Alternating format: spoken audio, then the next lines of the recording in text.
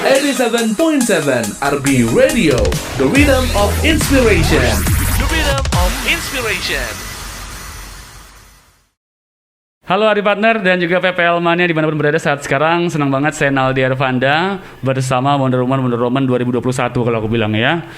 Punya pantun saya ini Bu ya. Jalan-jalan ke pasar pagi, jangan lupa membeli bubur. Halo, ketemu lagi bersama Naldi bersama wanita-wanita super. Tepuk tangan dong, asik ya.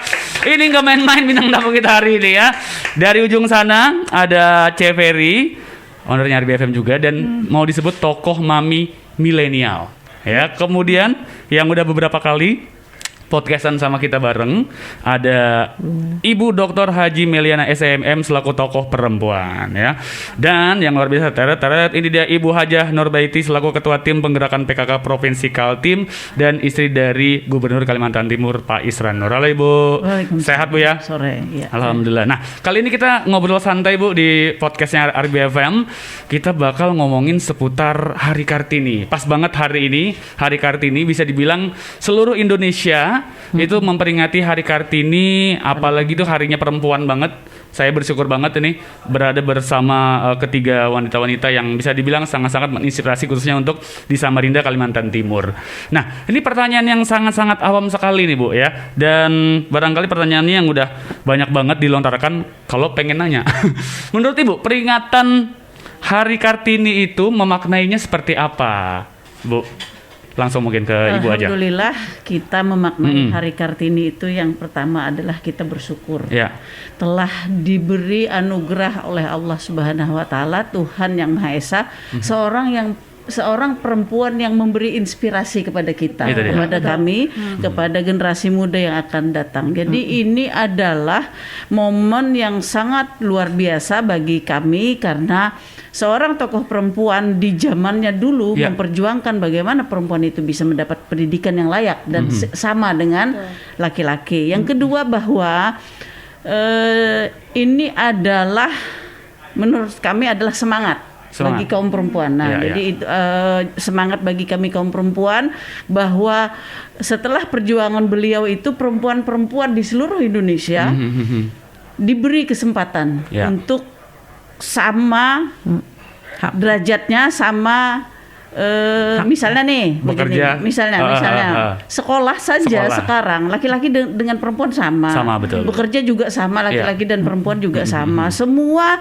yang bisa dikerjakan oleh perempuan yang dikerjakan oleh perempuan juga bisa mengerjakan. Jadi semua itu adalah menurut kami sebagai inspirasi yang sungguh luar biasa. Yang ketiga adalah bagaimana momen Hari Kartini ini bisa memberikan semangat bagi kami untuk berbuat yang lebih baik di kehidupan kami di tahun 2021 ini. Apalagi sekarang informasi itu sangat-sangat deras sekali Bu ya. Betul. Kita sebagai wanita, sebagai laki-laki juga itu cepat terpengaruh dari apa yang kita baca, kita lihat saat sekarang kan. Nah, kalau dari Ibu Meh mau nambahin barangkali? Ya, kalau saya sih generasi yang paling tua ya karena usia saya. Benar, ini kita 3 generasi ya. Saya 60 lebih ya. Dan saya merasa inspirasi, betul kata Bu Isran tadi itu Hari Kartini itu merupakan satu inspirasi kepada saya sebagai wanita yang duduk di pemerintahan sampai menjadi PLH 2 hari. Betul. Artinya ternyata perempuan itu mampu. Ternyata kalau memang dipercaya. Artinya dengan adanya Hari Kartini ini membuat semangat gitu loh. Jadi harapan saya sebagai generasi yang sudah pensiun dan ya mudah-mudahan ada generasi milenial yang nantinya seperti saya melanjutkan estafet kepemimpinan. Itu yang ingin saya harapkan. Betul. Dan saya tadi setuju dengan Bu Isran tadi, artinya semangat dan inspirasi Hari Kartini itu begitu luar biasa. Itu. Nah, kalau Cece generasi berikutnya nih ya. Gimana Cece memaknai peringatan Hari Kartini ini? Kartini itu sebenarnya ya nggak peduli kita itu sebenarnya dari generasi manapun, tapi kembali lagi ke basic. Karena kita sebagai wanita itu diciptakan sebagai penolong. Kita adalah sebagai pelengkap. Jadi kita menolong suami kita untuk bisa berkarya. sebenarnya sih yang paling basic sih, perempuan diciptakan sebagai we are to inspire others. Tetapi bagaimana kita bisa menginspire others, kita juga harus menginspirasi diri kita sendiri. Kita perempuan dan kita punya kualitas. Kualitas kita sebenarnya itu tidak kelihatan, tetapi itu adalah ketahanan kita yang sesungguhnya. Itu sih kalau menurut saya. Itu ya, sangat-sangat menginspirasi sekali pastinya. Dan seperti halnya Kartini, itu pasti berdampingan dengan kata-kata habis gelap terbitlah terang. Nah itu Bu, kalau maksudnya dari kalimat itu, kata-kata itu, yang itu bersejarah banget semua orang tahu. Nah kalau dari tanggapan Ibu Bu, seperti apa Bu? Mendefinisikan arti kata habis gelap terbitlah terang. Kalau saya habis gelap, saya lapar biasa Bu ya. Makan lagi saya, gimana Bu? Makna dari habis gelap terbitlah terang.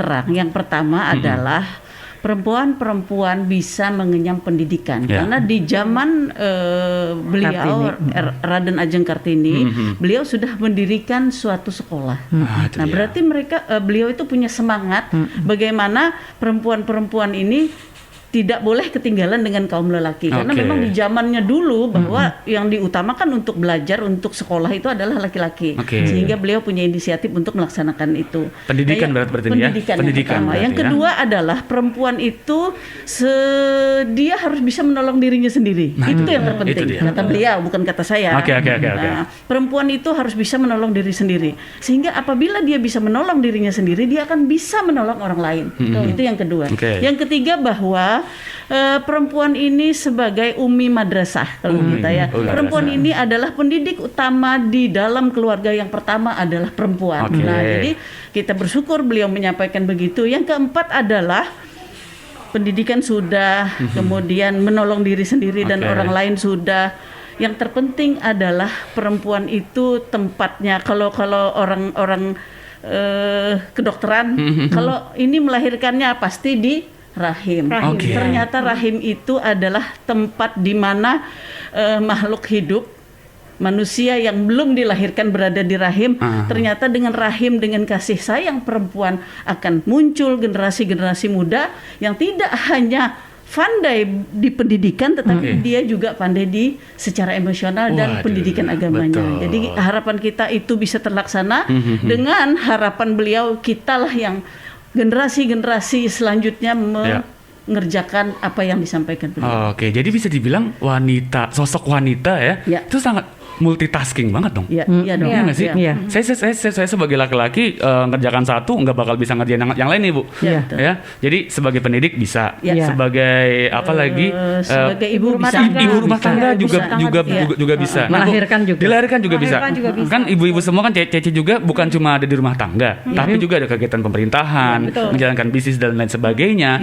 Ini itu cara ngebagi waktunya gimana Bu? Apakah otak dan tenaga tidak habis atau jangan-jangan ada charger sendiri di rumah ini ya? Siapa nih yang jawab? Ibu boleh, nanti ditimpalin ya. Itulah kelebihan perempuan. Iya, Masya Allah. Jadi saya ini suka nonton, suka lihat-lihat bahwa ada namanya Dokter Aisyah Dahlan. Dokter Aisyah Dahlan. Nah, beliau itu psikolog. Ternyata otak perempuan dan laki-laki itu diciptakan oleh Allah Subhanahu wa taala. Tuhan yang Maha Esa itu berbeda. Walaupun tulang rusuknya berbeda, otaknya yang berbeda. Otaknya beda ya. Ternyata kalau laki-laki dia punya bolong-bolongnya berjarak-jarak. Jadi kalau otak perempuan bolong-bolongnya banyak. Gitu. Nah, bolong-bolong banyak, kalau laki-laki itu bolong-bolongnya sedikit. Nah, ternyata di hasil penelitian beliau menyampaikan ternyata memang laki-laki itu dia satu fokus saja yang diberikan Allah. Jadi diberikan Tuhan memang satu fokus saja Bu Ima. Nah, jadi kenapa laki-laki diberikan satu fokus? Contoh saja nanti dipraktekkan masing-masing. Kalau bulik Bu Ima bahasa Banjar saya. Kalau bulik lah. Mantap. Kalau bulik ke rumah. Samarinda kita. Kalau bulik ke rumah, kalau laki-laki boleh dah coba nanti. Kalau pulang ke rumah, suaminya lagi main handphone, tanya Ibu Imai, pasti Sidin kada menjawab. Betul. Karena laki-laki itu fokus pada satu itu. Betul. Kalau dia kerja, dia fokus kerja saja. Nah, kalau perempuan dia kerjanya boleh bersamaan. Nah, contoh ibu rumah tangga, contoh pegawai-pegawai baik ini ya pengusaha, dia bekerja tapi dia masih bisa monitor rumah tangganya, dia monitor anaknya, dia ini semuanya.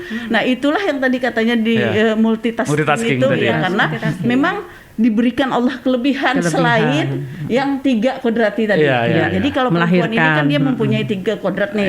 Dia hamil, dia melahirkan, dia kemudian memelihara anaknya. Itu kan memang sudah kodrat dan memang sudah memang begitulah perempuan diberikan tidak Allah. Bisa diganggu-gugat lah ya. Nah, ternyata perempuan itu diberi lagi kelebihan yang tadi saya bilang otaknya bolong-bolong banyak gitu ya. Banyak. Ternyata memang itulah anugerah yang diberikan. Saya nih nggak bisa lah ke jalur lain, nanti ceramah lagi kan. Jadi saya bersyukur bahwa memang kita ini dilahirkan sebagai perempuan, ternyata tidak mengesampingkan kaum lelaki. Tapi kita patut bersyukur karena memang ini Tuhan yang memberi, Allah yang memberi kita kelebihan. Bukan karena kita bangga, bukan karena kita diberi Allah kelebihan, tetapi kita bersyukur diberikan kelebihan, boleh melaksanakan beberapa kegiatan sambil kerja, masih bisa berpikir kerja-kerja yang lain. Jadi memang perempuan diberikan Tuhan dan Allah itu kelebihan. Berarti tetap bisa melakukan kerjaan di luar, tapi kewajiban untuk keluarga juga tetap jalan ya. Nah, kalau Ibu Mei, gimana Bu? Ya, kalau saya, kalau betul kata Bu Isran tadi, saya suka masak ya. Masak, oke. Jadi kalau masak itu saya lihat jam. Habis subuh, saya tidak pernah lagi tidur. Langsung ke dapur. Tapi saya selalu melihat jam. Persis jam 8 itu sudah tersedia makanan, baik itu mau dimakan mau tidak, jam 8 itu harus ada di meja makan. Dan itu saya mengerjakannya selalu melihat jam. Misalnya masak ini jam sekian selesai, masak air selesai, masak ini selesai. Jadi persis pakai target. Jadi saya selalu melihat jam. Setiap hari gitu? Setiap hari. Jadi persis jam 8 itu sudah siap di meja makan. Artinya masih bisa masak, walaupun bekerja yang lain. Saya sekarang kan banyak di sosial ya, termasuk kemarin kami panen lombok sama Bu Isran. Gimana tuh? Nanam sayur di Bayur ya. Masih sempat. Padahal Bu Isran bilang jam 9 loh Bu Mai, kita sudah kumpul di kantor gubernur. Jam 8 saya sudah jalan, sudah nunggu Ibu di kantor gubernur. Artinya perlu disiplin waktu. Disiplin waktu. Oke. Padahal kalau dipikir-pikir saya ini tua, tapi waktu itu penting buat saya. Sudah terbiasa habit melihat jam. Jam 8 suka atau tidak suka siap di meja makan. Mau dimakan mau enggak, siap sudah. Bu, kalau nggak ada yang makan, saya kesana pasti Bu ya. Hobi masak saya, saya hobi. Ya itu hobi. Kebiasaan dari muda Bu ya. Iya, saya hobi. Betul, kalau ditinggalkan kayak ada yang kurang setiap pagi nampaknya ya. Hobi saya, benar. Artinya kalau betul kata Bu Isan, tadi kalau bapak-bapak fokus, kalau saya handphone taruh aja sambil sini. Jadi kalau misalnya Cece mau tanya, saya buka, saya sambil masak. Jadi sempat aja. Cece enggak lihat saya membuka handphone, padahal saya lagi masak. Itu. Gitu. Nah, kalau Cece nih sebagai mami milenial di zaman sekarang, kan didikannya di era dulu kan beda nih sama era sekarang, Cece. Gimana Cece? Justru sebenarnya saya sebagai mami milenial, saya banyak belajar ya dari senior-senior seperti Ibu ya, memberikan teladan contoh. Berarti kalau tadi saya mungkin bahasanya fokus dan prioritas, kita harus tahu prioritas kita itu apa dulu. Apalagi zaman sekarang kompetitifnya sangat-sangat kompetitif banget. Zaman digital. Digital juga semua serba cepat. Kita kalau lamban dikit ketinggalan. Nah, tetapi kita juga dituntut sebagai wanita, kita juga dituntut. Karena kita ya suka atau tidak suka, sadar atau tidak sadar, kita ini penolong. Kita pelengkap. Jadi kita dituntut harus lebih mengupgrade diri kita. Mengupgrade diri kita untuk menjadi lebih maju lagi. Nah, it's all about balance. Segala sesuatu tentang balance. Keseimbangan. Saya cuma bisa berbicara sebagai apapun yang kita lakukan, kita harus lakukan dengan sepenuh hati. It's all about passion. Jadi jangan jadikan itu sebagai beban. Karena kalau kita jadikan itu sebagai beban, kita bisa stress, drain, kering di dalam. Gitu loh. Karena kita punya tugas dan kewajiban untuk menolong suami kita, dan juga kita harus menjadi teladan buat anak-anak kita. Penguat lah, to inspire ya, seperti tadi inspire. Jadi ya itu, semua kembali kepada kita. Bagaimana sebijaksana mungkin kita bisa mengatur waktu kita dengan baik. Mantap. Lagi-lagi disiplin dan juga waktu tadi ya. Dan tidak melupakan kewajiban. Itu penting sekali sebagai wanita. Nah terus, Bu, Ibu kan sekarang alhamdulillah bisa dibilang Bapak jabatannya KT1 lah ya di Kalimantan Timur. Gubernur Kalimantan Timur Bapak Isran Nur. Nah pasti di balik laki-laki yang sukses itu ada perempuan yang sangat-sangat menyayanginya. Itu seperti apa, Bu? Ibu mensupport Bapak sampai akhirnya luar biasa sekarang. Alhamdulillah. Pak Isran kan awalnya dulu pegawai negeri biasa. Boleh dong Bu cerita sedikit awal ketemu kisah cinta sedikit, asik. Itu off the record. pengen tahu gitu loh sampai akhirnya. Off the record. Jadi awalnya Pak Isran itu pegawai negeri biasa. Beliau seperti guru-guru. Jadi pejabat fungsional. Jadi pegawai fungsional. Jadi beliau itu sebagai penyuluh pertanian spesialis. Nah, tugasnya ke desa-desa se-Kalimantan Timur. Kalau dulu kan masih masuk ke keliling lah, masuk ke pelosok. Dulunya kan Kalimantan Timur itu 15 kabupaten kota. Sekarang kan sudah jadi 10 saja. Nah, jadi beliau itu tugasnya mulai bujangan sampai menikah dengan saya masih sebagai pegawai negeri biasa. Nah, tugasnya adalah menyuluh ke petani-petani di pedalaman-pedalaman. Jadi nanti ke Tenggarong di pedalamannya, nanti ke Pasir ke pedalamannya. Jadi ke transmigrasi. Nah, setelah itu beliau diangkat Pak Awang Faruk menjadi asisten di Kutai Timur. Tidak pernah menjadi kepala dinas, Bu Iman. Iya, betul. Nah, di situ saya diajarin Pak Isran tanpa saya sadari. Pak Isran memberi keleluasaan kepada saya. Setiap organisasi di lingkungan pekerjaan beliau, saya tidak pernah dilarang untuk ikut organisasi itu. Sehingga dengan support ikut organisasi itu memberikan saya pelajaran yang tidak saya sadari. Nah, jadi saya tidak hanya sebagai istri, tapi juga saya diajarin tanpa disadari dan saya belajar juga tanpa saya sadari. Sampailah di Kutai Timur, belajar, diberi kesempatan terus. Alhamdulillah sampailah ke Samarinda lagi. Jadi waktu di Kutai Timur, alhamdulillah saya di 2013 pergantian antar waktu anggota DPR RI selama 1 tahun. Kemudian di 2014 sampai 2019 ikut lagi pencalonan, alhamdulillah terpilih. Cuman 1 tahun saya anggota DPR RI mengundurkan diri. Jadi support dari suami itu sungguh luar biasa. Tanpa saya sadari mendidik saya. Dan apa sih kontribusi saya terhadap suami? Nah, itu dia. Yang terpenting adalah kemauan untuk belajar, kemauan untuk berubah, kemauan bahwa yang kita kerjakan ini kita berharap hanya ridho Allah Subhanahu Wa Taala. Kalau kita berharap balasan, kalau kita berharap jabatan, kalau berharap karena untuk kepentingan pribadi saya akan kecewa. Tapi setiap yang saya kerjakan saya ingin belajar, setiap saya kerjakan saya ingin belajar, setiap yang saya mensupport suami ini adalah tugas saya dan mengharap keridhaan Allah Subhanahu Wa Taala. Jadi tidak ada beban sama sekali. Kalau Pak Isran misalnya sekarang jadi gubernur, alhamdulillah. Artinya support secara fisik sudah kami laksanakan. Support yang terpenting adalah mendoakan suami. Jadi setiap mau berangkat, setiap ini buatlah hati kita ini tetap nyaman, buatlah hati kita ini tetap tentram sehingga suami pun kalau kita doakan semoga saja dikabulkan Allah. Amin. Jadi memang support kepada Pak Gubernur ini adalah menurut saya karena beliau juga memberi kesempatan kepada saya untuk ikut organisasi, ikut kegiatan apapun. Jadi selama di Kutai Timur dan di sini kegiatan yang lebih banyak itu adalah kerja sosial. Kerja sosial itu enak loh, rame.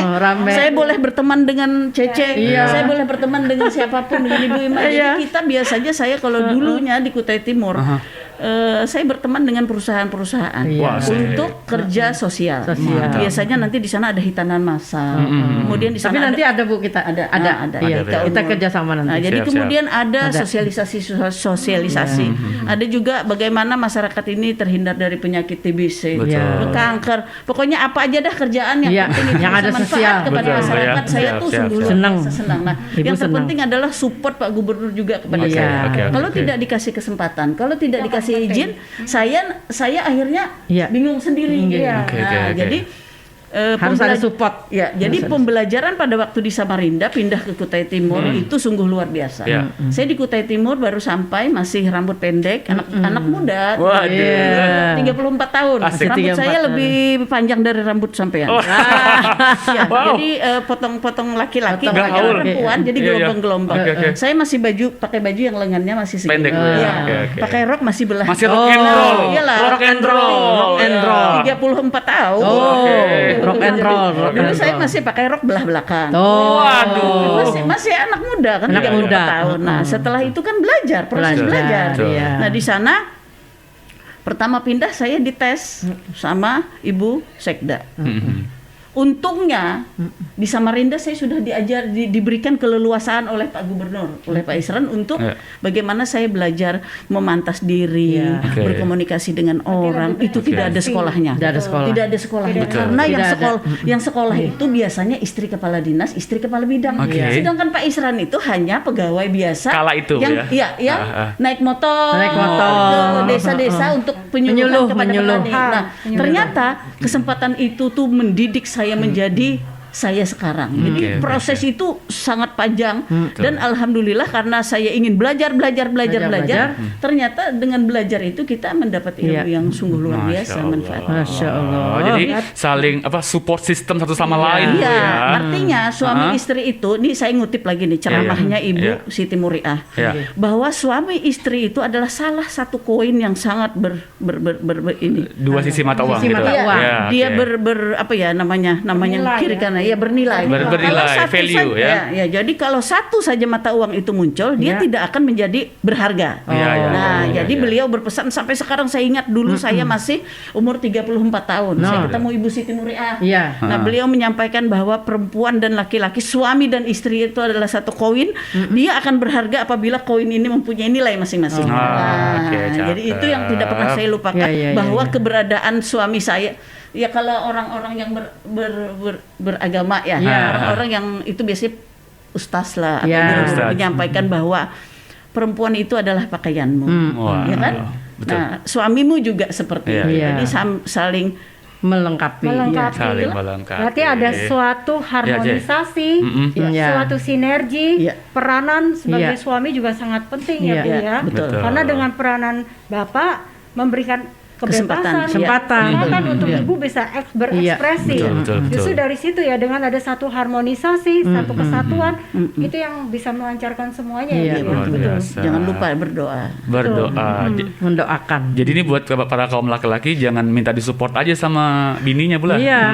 Support juga bininya. Gimana Bu? Harus saling. Bu Ima ini contohnya yang pengertian lah ya, pengertian. Betul. Pengertian. Kalau suami saya support banget. Iya, ibu sampai tingkat tertinggi luar biasa. Sampai saat sekarang sebenarnya ibu udah pensiun Bu ya. Iya, tapi masih tetap Berasa itu Bu kada bisa diam. Karena kebiasaan kerja. Nah, itu dia, Bujur. Jadi kalau enggak kerja sosial itu rasanya sakit badan saya. Iya, betul. Jadi kemarin sama Bu Isran mau Cece kita panen apa tuh namanya tuh? Panen lombok. Cabe. Senang banget kita. Ya Allah, saya melihat Bu Isran sampai ya ampun saya bilang turun mau panen. Panen metik. Habis itu bungkus lagi. Kepedesan ya? Enggak, dia pakai sarung tangan. Jadi bungkus lagi. Padahal kemarin kalau kita bisa turun langsung ke situ, kita lupa bawa boot. Pakai sepatu boot. Harusnya kita turun metik langsung ya Bu ya. Tapi karena mungkin harus sedikit yang sempat dua dapat dua ya Bu ya. Dua wadah itu. Nah, itu Ibu sampai membagi-bagi lomboknya tuh habis dibeli sama Ibu. Pokoknya dan habis dibeli baru dibagi-bagi sama teman-teman tim penggerak PKK. Luar biasa. Nah, menjadi seorang istri udah pasti banget ya. Terus itu juga memaintain atau juga memimpin diri sendiri udah pasti. Punya anak-anak sekarang. Nah, sekarang kan tiap generasi beda nih katanya nih betul. Mendidik anak apalagi di zaman sekarang di era dulu. Ini saya mungkin pengen dengar perbedaan-perbedaannya dari Yang tua dulu kah? Boleh dari Ibu Mei dulu seperti apa, Bu? Ya. Jadi yang tua dulu. Saya memang waktu itu komitmen sama suami. Kata suami saya, kamu berkarir tapi anak harus jadi dokter. Ini tantangan buat saya kan. Akhirnya saya berdoa, betul kata Bu Isan tadi, berdoa dengan Allah. Akhirnya anak saya jadi dokter dua-duanya. Kekuatan doa. Doa ibu.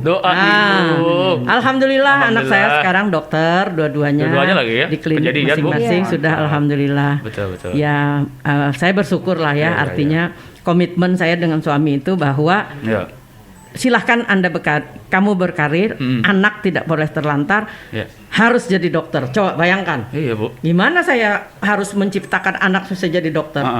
Justru itu orang sering tanya, kok bisa Bu Mei bikin anak bisa jadi dokter? Petuahnya apa Bu ke anak-anak? Yang Ibu sampaikan ke anak-anak gitu loh. Saya bilang dokter itu tidak ada matinya. Langsung dia semangat kan? Nah, kalau kakak sudah jadi dokter, adik harus jadi dokter. Alhamdulillah dua-duanya dokter. Dua-dua. Jadi mantap. Ya alhamdulillah lah. Enak jadinya kan dirawat. Alhamdulillah. Saya dirawat selama Covid. Saya padahal 21 hari, tapi dia selalu ngecek darah saya, ngecek kolesterol saya. Panggil lagi kan. Jadi alhamdulillah. Nggak usah panggil orang lagi. Nggak usah panggil orang lain langsung ya. Terus kalau misalnya CT-nya tuh saya 26, bagaimana caranya Siti itu menjadi 35? Harus makan apa? Makan apokat, makan pisang katanya. Naik langsung 35. Langsung pada 21 hari saya sembuh. Sehat karena Sitinya naik. Nanti darah saya diperiksanya, kolesterol saya enggak. Jadi selama ini kolesterol dengan darah bagus ya. Darah sekarang 110, kolesterol juga nggak ada. Alhamdulillah. Sehat. Bu, alhamdulillah bisa makan buah. Makan buah satu ini boleh. Satu berkah. Boleh kita makan nanti. Bu, ada ponakan barangkali buat saya. Oke, lanjut lagi ya ke Ibu Isan, Bu. Ibu ya. Ibu dulu ya. Generasi kedua. Betul. Yang saya penasaran tuh kan saya masih jadi anak nih ya. Yang ditanamkan kepada anak itu apa, Bu? Yang terpenting adalah dia harus bertanggung jawab. Itu yang terpenting. Yang kedua, jangan lupa nilai-nilai keagamaan itu harus tetap dipegang. Karena itu adalah kunci utama kehidupan. Sehingga kepada anak-anak saya, kami juga memberikan kebebasan kepada mereka untuk melaksanakan kegiatan-kegiatan yang mereka inginkan. Jadi kita tinggal mengguidance saja, sehingga mereka bisa melaksanakan apa yang diinginkannya. Jadi kami tidak terlalu kaku kepada anak-anak, baik laki-laki dan perempuan. Mereka juga punya kesempatan sama untuk belajar. Mereka juga mempunyai hak untuk menentukan keinginannya, tetapi tetap guidance-nya kita. Apakah mengikuti jejak Bapak dan Ibu juga ke pemerintahan semuanya? Belum kelihatan. Belum kelihatan. Yang satu masih, yang terakhir masih kuliah. Semoga saja yang terakhir nih yang ikut, karena dia di komunikasi. Komunikasi ini kan orangnya ini juga banyak ngomong. Siap. Nah, kalau Cece ini muda banget nih anaknya. Paling besar umur berapa, Ce? Umur SMA kelas 3. 17 ya. Nah, Bu, ini kabarnya anak-anak milenial itu kan rada beda nih. Oh gitu ya. Nah, kalau Cece gimana cara untuk ngurusnya? Kalau zaman saya, Bu, dipukul pakai kayu, saya nggak bakal ngelawan. Memang nakal betul. Benar banget. Bisa dibilang ini tantangan juga ya buat kami ya, Bu ya. Jadi mungkin dengan ABG yang sekarang ini ya, kita nggak bisa terlalu keras seperti zaman saya dulu waktu dididik gitu ya, Bu ya. Benar. Karena gini, saya harus berkata, teknologi dibanding dengan kita, teknologi ilmu mereka jauh lebih canggih, lebih pintar, lebih canggih, dan kompetisi mereka juga sangat-sangat persaingan mereka tuh sangat-sangat ketat gitu. Jadi intelektualnya mereka itu benar-benar luar biasa. Tetapi permasalahan yang sering kita hadapi itu sebenarnya buat saya tantangannya, saya pribadi, bagaimana bisa melatih mentalitas mereka, Bu. Karena mentalitas mereka, jujur sih, tidak sekuat seperti mentalitas kita. Iya. Benar Bu, benar banget. Jadi di situ saya pun juga belajar. Jadi kadang saya bisa bicara dengan mereka ya, bahasa ada kalanya kita memang mereka harus tahu otoritas kita sebagai mom, orang tua. Okay. Tapi ada kalanya juga kita sebagai teman ya Bu. Saya buat saya tidak akan memaksa mereka untuk harus juara 1, harus excel di kelas atau apa tidak. Tetapi tadi seperti Ibu bilang tentang nilai-nilai, value, itu yang saya berusaha terapkan dari mereka masih kecil. Karena zaman emas untuk anak-anak itu bisa berkembang dari umur dari 0 sampai dengan 12, 13 sebenarnya, 12 tahun.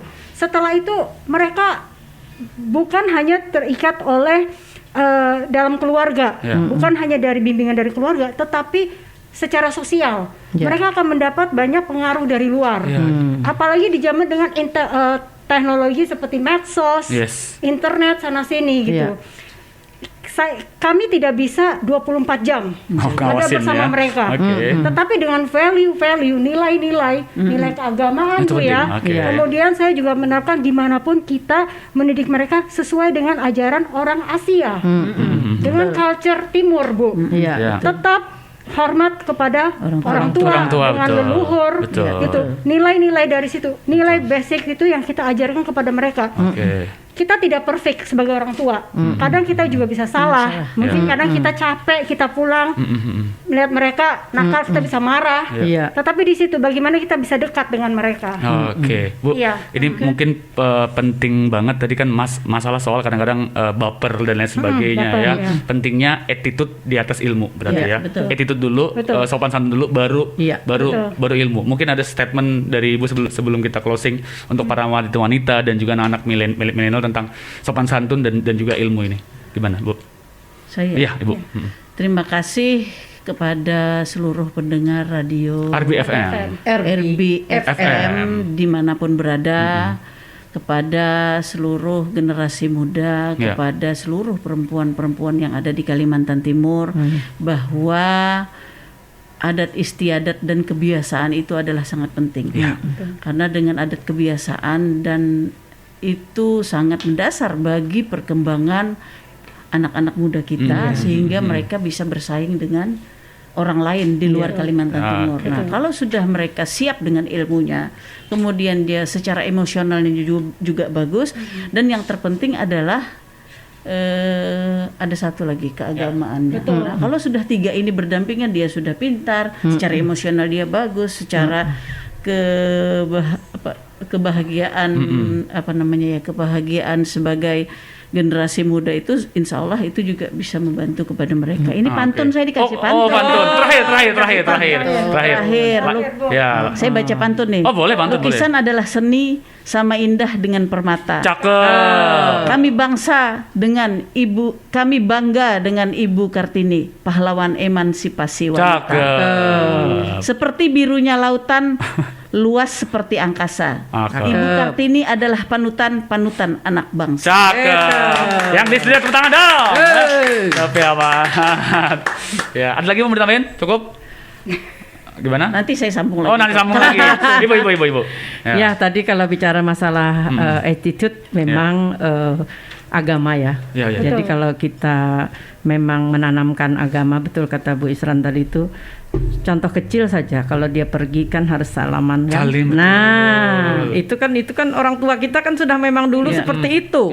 Jadi kita ajarkan, artinya kalau senja kada boleh berjalan. Gitu tuh loh. Zamannya anak senja sekarang ya. Jadi dia harus ditanamkan bahwa senja itu harus di rumah. Enggak boleh. Maghrib itu harus sholat. Jadi menanamkan agama itu memang penting sekali. Betul kata Bu Isran tadi. Nah, tadi ucapan kalau mau dia pergi dia salaman, kita mendoakannya, ya kan? Apapun yang keluar dari mulut perempuan atau ibu itu semuanya doa. Jadi kita tidak boleh, kalau anak itu kita selalu mendoakan. Artinya selalu kita mendoakan. Karena setiap dia jalan selalu saya bismillahirrahmanirrahim, mudah-mudahan selamat anak saya di jalan. Selalu saya mendoakan. Karena itu doa ibu itu langsung dijabah loh, langsung ya. Amin. Sama Jadi langsung pantun nih. Boleh mau pantun atau nanti terakhir boleh? Terakhir aja nggak masih apa-apa. ada. Masih ada. Ya, harapan nanti saya terakhir harapan. ya. Oke. Cece, nah gimana Cece tentang adab istiadat ini? Itu untuk anak-anak sekarang tuh. Benar. Mereka harus tahu, harus sadar dari mana asal mereka. Itu root family ya. Adat istiadat itu sangat-sangat penting. Dan mereka harus belajar menghormati itu. Betul. Karena itu adalah bekal untuk mereka untuk mandiri di kemudian hari. Karena mereka tidak akan bersama kita terus 24 jam.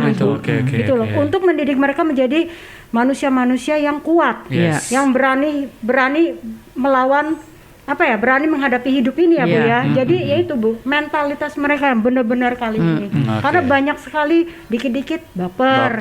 Dikit-dikit baper, gitu. Down Bu. Gitu. Dan banyak kasus bunuh diri juga kan. Dan ini sangat mengerikan loh Bu. Kadang saya lihat di TV di mana ada anaknya membunuh ibunya. Nah itu tuh, bunuh diri, loncat, membunuh orang tua, membunuh orang tua, loncat sana. Jadi itu sebenarnya kasihan banget.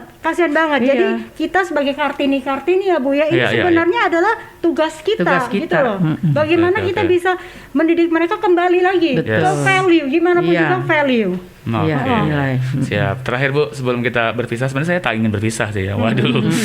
Karena waktu ya. Iya, karena waktu ya. Hendak buka puasa kayak ini.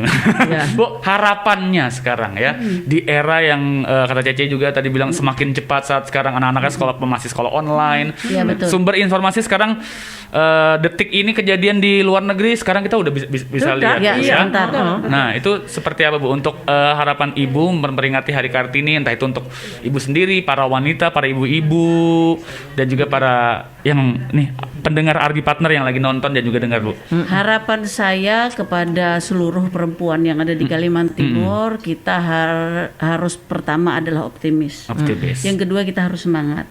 Yang ketiga kita harus dengan niat tulus karena kita ingin mengharap ridha Allah Subhanahu wa taala. Itu saja dulu. Itu harapan saya bahwa perempuan-perempuan dimanapun berada harus semangat. Kemudian tadi saya sampaikan lagi harus tulus juga. Dan kalau sudah semangat, ini di dalam diri ini nih nyaman. Pokoknya enak dah. Kalau sudah namanya semangat itu, kalau sudah dari dalam hati, dalam jiwa kita, apapun yang kita kerjakan hasilnya pasti akan bagus. Itu yang terpenting. Kemudian harapan saya tadi, yang kedua tadi apa ya? Saya sebut tadi apa? Ada yang mungkin ada yang bisa. Oke, 2 juta rupiah jawaban yang benar ya. Bukan kuis ini ya. Tadi kan semangat, optimis. Bahwa kita tidak bisa lagi memikirkan orang lain, enggak usah mikirkan orang lain. Pikirkan diri sendiri aja. Kita memikirkan orang lain sepanjang orang itu memang memerlukan kita. Maksudnya begini, bukan jangan disalah artikan saya bilang begini. Artinya begini.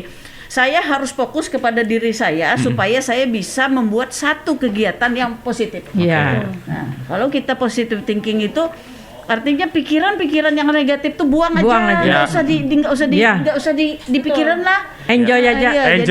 Yang terpenting adalah bagaimana kita berpikiran positif sehingga semuanya akhirnya jadi positif. Itu harapan saya kepada perempuan-perempuan. Nggak usah baper. Kalau kita sudah positive thinking itu nggak bakal baper. Nggak bakal baper. Siapapun yang bicara mengenai kita nggak apa-apa lah. Ya kan? Nah, jadi harapan kita itu kemudian juga bisa bersama-sama perempuan-perempuan di daerah masing-masing kita bergandengan tangan bahwa di zaman era digitalisasi ini adalah bagaimana juga anak-anak muda kita bisa bersaing dengan anak-anak muda yang di luar Kalimantan Timur. Kuncinya tadi saya sudah sebutkan di awal bahwa yang terpenting adalah kepandaian kepandaian kemudian kepandaian secara emosional yang terpenting adalah kepandaian secara agama. Kalau tiga-tiga ini bisa bergandengan dilaksanakan oleh generasi muda kita sama si Cece, saya, Bu Imai, walaupun kita sudah mulai jadi kalau tiga ini bisa dipunyai oleh seseorang, insya Allah itu pasti akan membuat seseorang itu mempunyai yang saya sebut sumber daya manusia yang bisa bersaing dengan siapapun. Karena dia berpikiran bahwa misalnya dari Kalimantan Timur nih, dia tidak takut dengan misalnya tuh Singapura, orang Singapura, dia tidak takut dengan orang Malaysia, karena dia sudah percaya diri bahwa kita sama kok diciptakan oleh Tuhan, ya kan kita sama kok, cuman memang budaya yang membedakan, ya kan? Kemudian etika negara itu yang membedakan, tapi kita itu yang membuat kita cantik itu Indonesia ini adalah budaya bisa menghargai orang lain, budaya bisa menghormati yang lebih tua. Nah, akar-akar budaya itulah yang menjadi kekuatan kita di Kalimantan Timur. Jadi harapan saya begitu. Siapapun dia, apapun profesinya, apapun agamanya, apabila bisa positive thinking, semangat, optimis. Insya Allah kita bisa bersama-sama bergandengan tangan untuk mengisi Kartini. Mengisi apa ya? Sebentar. Menjadi berkat. Mengisi pembangunan. Jadi kalau sudah itu mari kita bersama-sama bersinergi. Apapun yang kita kerjakan tujuannya adalah bagaimana kita mengharapkan keridhaan dari Allah Subhanahu wa Ta'ala. Saling bergandengan tangan. Kalau sudah Allah ridho, semua ikut. Betul. Jadi kita akan berjalan secara dinamis, progresif sebenarnya. Nah, Ibu Mei. Ya, saya teringat sama almarhum ibu saya. Memang ibu saya itu orang organisatoris. Jadi dia suka memberikan saya semangat. Dan juga kalau orang itu menyakiti kita, kata beliau, kita doakan. Nah, itu yang saya ingat. Jadi betul kata Bu Isran tadi, artinya jangan baper. Nggak usah dipikirin. Jadi kita doakan. Emang gua pikirin. Emang gua pikirin. Jadi kalau misalnya orang tuh baper, kita doakan, ya Allah ya Tuhanku, mudah-mudahan inya selamat, inya dapat rezeki. Itu lebih bagus kata. Ini ajaran ibu saya. Jadi saya selalu ingat ibu saya yang mengajarkan agama yang contoh saja misalnya ada orang menjolimi kita, itu kita doakan kata beliau. Jadi jangan kita membalas. Nah itu yang saya selalu ingat sampai sekarang itu. Nah itu. Jadi ajaran-ajajaran orang tua dulu itu memang betul-betul manfaatnya tuh betul terasa sekarang. Merasuk ke dalam jiwa dan raga. Raga. Itu. Iya begitu. Jadi saya pantun ya. Mau saya tutup. Cece dulu terakhir. Nanti nutup Ibu baru ya. Oke, Cece gimana Cece? Harapannya Cece. Simpel ya Bu ya. Simpel ya. Kita untuk kita bisa maju bareng Bu. Kita harus memberikan positif vibransi. Satu kekuatan positif kepada sesama kita. Tetapi sebelum itu kita sendiri adalah bahan bakar. Kita ini ada fuel, bahan bakar dalam diri kita. Bagaimana bahan bakar itu bisa hidup terus? Api di dalam itu harus menyala terus. Semangat. Berkobar. Kadang-kadang kalau kita capek, it's okay. Take a rest ya. Istirahat sebentar, tetapi besok bangkit lagi. Dan tetap kita butuh komunitas. Semangat itu. Ya, kita butuh komunitas yang saling membangun. Saling membantu. Karena kita makhluk sosial. Kita perlu sesama kayak ibu-ibu menguatkan, saling kuatkan, saling support tanpa peduli suku apapun, agama apapun. Sama kita. Bineka Tunggal Ika ya. Bineka Tunggal Ika. Pancasila. Oke, siap. Luar biasa. Sama halnya seperti kalimat yang selalu terngiang ya, habis gelap terbitlah terang itu Bu ya. Sebenarnya kita lagi down, lagi galau. Ketemu dengan orang-orang yang positif kepada kita, memberikan motivasi, kita bakal terang kembali. Gitu. Oke Bu, terima kasih banyak untuk saya mau terima kasih dulu. Terima kasih kepada Ibu Nurbaiti, makasih. Kepada Ceveri terima kasih, luar biasa. Dan terakhir bosku pantun ya. Bu Mei menutup nih. Ikan kakap, ikan patin. Cakep. Mohon maaf lahir dan batin. Angelina Sondah menangis sedih. Sekian, terima kasih. Terima kasih semuanya. Assalamualaikum warahmatullahi wabarakatuh. Bye, sampai jumpa. 87.7 RB Radio, the rhythm of inspiration. The rhythm of inspiration.